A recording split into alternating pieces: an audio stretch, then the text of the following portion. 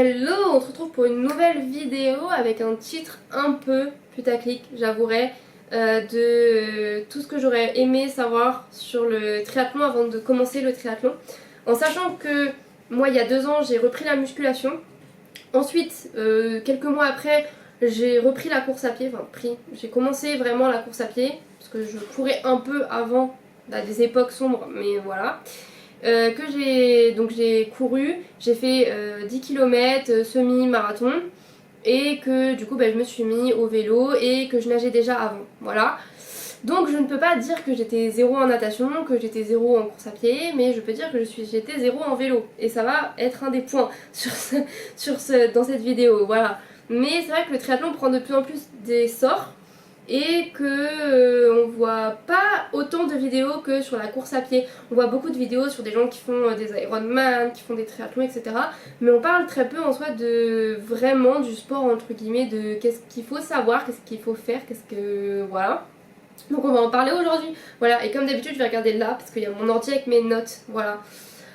Déjà, dans un premier temps, ce que je savais avant de commencer, mais ce que tu ne sais peut-être pas, c'est qu'en fait le triathlon c'est pas juste courir, nager et pédaler.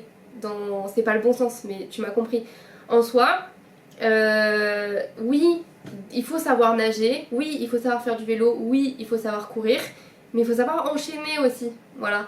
Il faut savoir que, en fait, le truc c'est que la natation ce sera le premier sport. Donc en soi, c'est peut-être là où tu as le moins à te poser de questions, mais où il faut quand même que tu restes dans tes zones, donc c'est-à-dire en zone 2 en fait, pour pas trop te fatiguer et ne pas arriver cramé sur les autres sports. Voilà. Ensuite, tu vas pédaler derrière, mais sachant qu'il y a déjà toute une zone de transition où tu vas courir, devoir te changer. Tout ce qui est transition vraiment, c'est-à-dire que tu t'es trempé, tu sors de l'eau. J'ai jamais encore fait ce type de transition. Moi, j'ai fait les autres, mais pas celle-là, l'autre. Il n'y en a pas plusieurs, mais l'autre. Mais j'ai pas encore fait celle-là, mais il faut savoir que tu vas sortir de l'eau trempée. Vraiment, tu vas devoir courir avec tes petits pieds sur un sol qui peut être chaud, voilà. Tu vas devoir te changer très rapidement, donc tu vas devoir apprendre à te changer rapidement. Et après monter sur un vélo, donc tu vas passer d'une position comme ça à une position comme ça à une position comme ça. Enfin, ça à prendre en compte. Et sachant qu'après, ensuite, tu vas descendre de ton vélo. Donc il y a aussi le fait de descendre à vélo qu'il faut s'apprendre. Il y a plusieurs techniques pour descendre à vélo quand tu es en triathlon. Et après, tu vas devoir courir. Et donc tes allures ne sont pas les mêmes. Ton allure 10 km ne sera pas la même que ton allure 10 km quand tu fais une course de 10 km. Ce sera pas du tout la même. Parce que tu auras déjà là des kilomètres de vélo et des kilomètres de nage dans les pattes. Voilà. Donc tu dois adapter forcément tous tes efforts à ça. Voilà, sachant que du coup c'est vraiment 3 sports très différents, qui ont 3 capacités différentes, avec 3 physiques différents. En natation, il faut avoir de bonnes épaules, un bon dos, etc. Être assez endurant, ça c'est sur les 3 sports.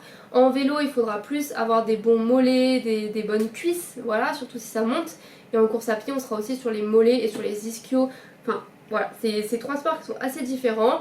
Et les enchaînements, ça peut être plus compliqué que prévu. Surtout que les enchaînements, en fait, ça peut être complexe, voilà. Et il faut construire son plan avec une vision d'ensemble et pas sport par sport. Il faut donc créer des enchaînements. Alors l'enchaînement natation, vélo, je vous l'accorde, il est compliqué à mettre en place. Voilà, parce que t'as toujours des affaires quand tu sors de la natation, c'est bien pour ça qu'il y a des sacs de transition. Donc si t'as des potes qui veulent bien te récupérer tes affaires quand tu sors de la piscine pour que tu puisses aller faire du vélo avec ta trifonction, tant mieux pour toi. Si t'as personne, bon, c'est pas voilà, mais tu peux t'entraîner au moins sur vélo, course à pied. Ça vraiment, ça prend 2 secondes de ranger ton vélo, de partir courir. Voilà, c'est des transitions qu'il faut faire et il faut faire des blocs comme ça plusieurs fois avant de faire ton truc. Et il faut que tu saches exactement dans quel ordre tu vas mettre tes affaires. Souvent, dans le vélo, course à pied, il faut vraiment enlever le casque à partir du moment où tu as posé le vélo et après, qu'est-ce que je fais? Enfin, souvent, c'est juste les chaussures enlevées vu que tu as une trifonction. Voilà, donc en gros s'entraîner sur les transitions déjà, et c'est 3 sports différents donc il faut prendre l'épreuve dans la globalité et il faut pas se cramer par exemple sur le vélo et ne plus rien avoir en course à pied. Course à pied tu peux te cramer parce que c'est le dernier, mais c'est pareil, natation et vélo, il faut savoir s'économiser et savoir tes allures avant de partir. Voilà.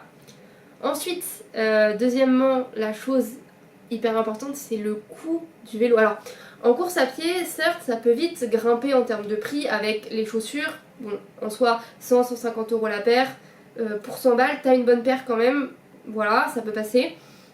Oui, si tu commences à faire des longues distances, il te faudra peut-être un gilet, une ceinture, des vêtements adaptés, enfin voilà, donc il te faudra plusieurs tenues de running pour que tu puisses tourner, etc. Ça peut revenir à un coût, mais souvent on s'en tire quand même au tout début à moins de 200 balles. Et après, au fur et à mesure, tu vas peut-être acheter des Shox, tu vas peut-être acheter des Garmin, etc., etc. Mais techniquement, au début, tu t'en sors pour pas trop cher. Et même en dessous de 500 €, t'es quand même vachement bien équipé. Je pense que moi, tout mon matériel running est en moins de 500 € alors que j'ai des Shox, j'ai une montre Garmin, j'ai un cardio-fréquence-mètre, j'ai un gilet, enfin bref. J'ai des gourdes, j'ai des flasques, voilà. Mais en vélo, c'est pas pareil. Alors au début, moi je me suis dit, bah oui, c'est le vélo qui coûte cher et après tout va bien. Après c'est pas grave, après le reste ça sera moins cher. Pas du tout. Le vélo est un énorme investissement, mais ensuite, il n'y a pas que le vélo. Il y a aussi les cuissards, voilà. Donc peut-être que vous aurez une trifonction, mais même en fait vous avez besoin de cuissards aussi pour faire du vélo, pour l'entraînement. Donc les cuissards, ça vaut au minimum 100 balles un cuissard, voilà. Ensuite, il faut des chaussettes spécifiques pour le vélo qui sont hautes, etc. Sinon, on se fait moquer par tous les cyclistes. Non, ça c'est vraiment un truc en plus, mais il faut un casque. Il faut des lunettes, des bonnes lunettes. C'est pas comme en course à pied où on n'est pas, finalement, on n'est pas obligé d'avoir des lunettes de soleil en course à pied. Moi, parfois, j'ai pas de lunettes de course à pied, j'ai juste ma casquette et ça me convient très bien. Voilà. Là, t'es obligé de mettre des lunettes parce que sinon en descente, bah tu perds un œil. Voilà. S'il y a de la poussière, tu perds un œil. Voilà. Ensuite, les jerseys de vélo, c'est 50 balles. Même si c'est Van Rysel, le plus bas, c'est 50 balles. Voilà. Sauf si tu prends celui d'en dessous encore, mais tu vas avoir chaud. Hein. Vraiment, la texture est pas dingue, etc. Donc voilà. Il te faut des brassières aussi, mais bon, ça tu peux utiliser dans les autres sports. Il faut des chaussures spécifiques si tu fais des chaussures automatiques. Ensuite, sur le vélo, si jamais tu veux équiper ton vélo, il te faut des porte-bidons, il te faut des bidons, il te faut des trucs spécifiques pour mettre à manger, il te faut, si tu veux faire du bike à vélo aussi, ou si tu veux bouger un peu plus avec ton vélo que juste faire du triathlon, il te faut des sacoches.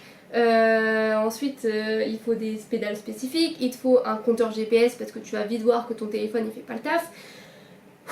Voilà, le vélo, même si tu prends le minimum, ça reste super cher. Voilà, sachant aussi que t'as des cuissards courts, des cuissards longs en fonction des saisons, t'as des vestes, etc. Moi pour l'instant j'ai que des cuissards courts, donc j'en ai deux, et j'ai deux hauts courts, donc à manches comme ça, donc voilà, démarcation.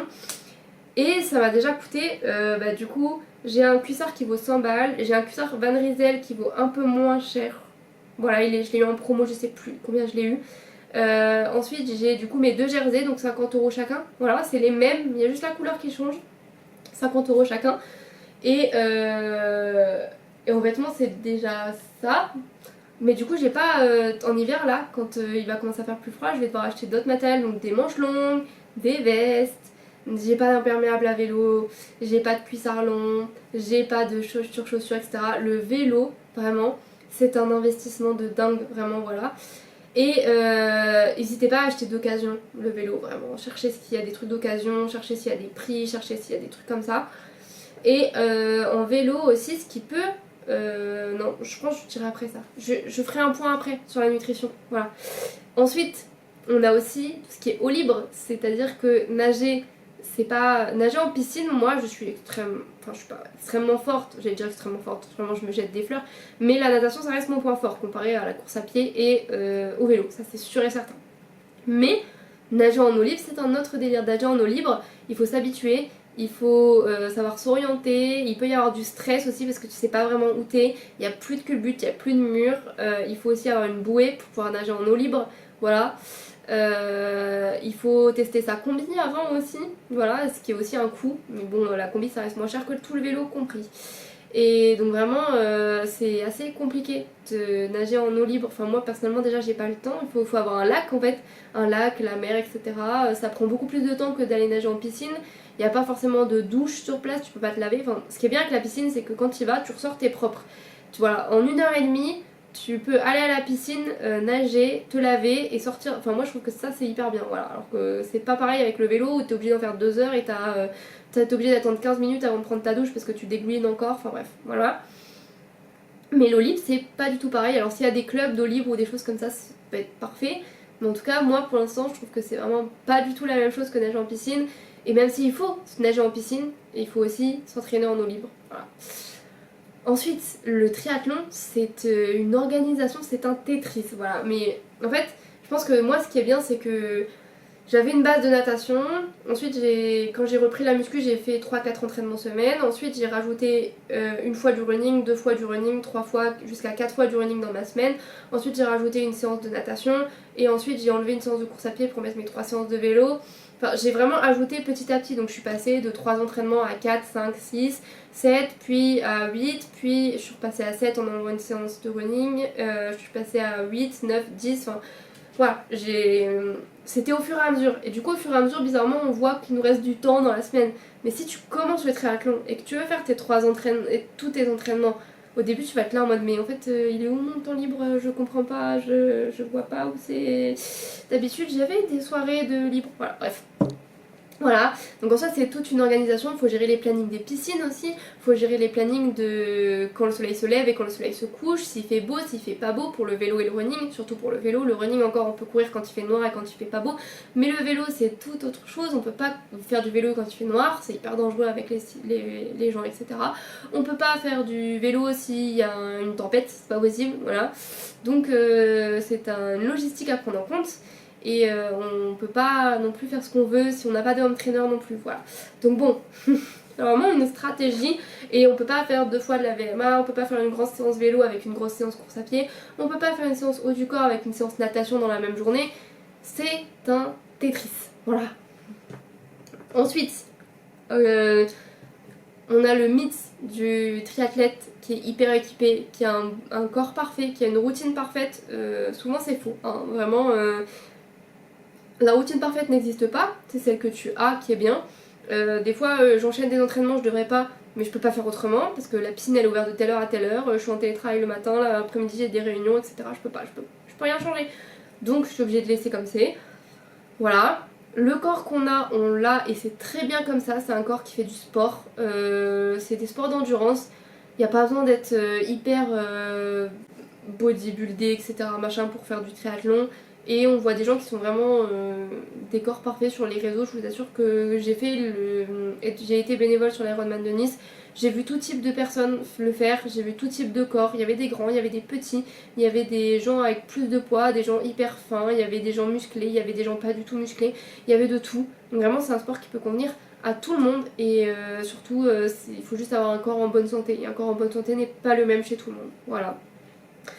Et en dernière position, la nutrition. Alors, comme je l'ai dit, si tu as déjà préparé un marathon, tu sais que la nutrition c'est déjà hyper cher et qu'en plus la nutrition c'est hyper complexe, enfin, c'est tout un monde où il faut que tu trouves ta marque, il faut que tu trouves quel gel te convient, est-ce que tu prends de la caféine ou pas, est-ce que si, est-ce que ça, est-ce que voilà. Et le pire c'est, moi je m'étais dit oui en course à pied déjà ça revient hyper cher, mais en fait sur vélo, les sorties elles durent 3 heures minimum en fait. Sortie longue c'est 3 heures.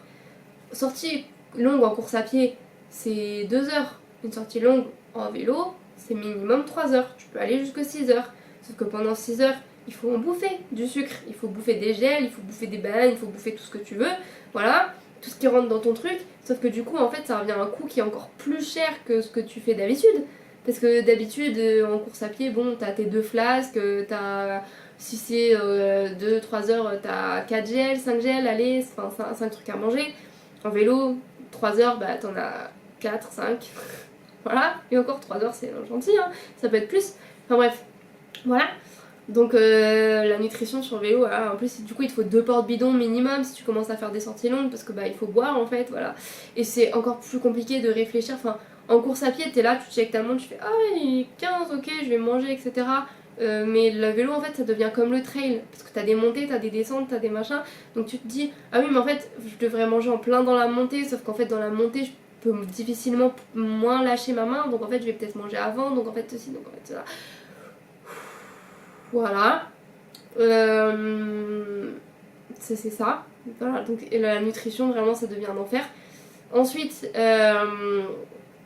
c'est hyper important de manger durant ces sorties quand même parce que manger durant ces sorties ça permet de ne pas être fatigué, de ne pas accumuler de la fatigue et d'être beaucoup plus en forme, voilà.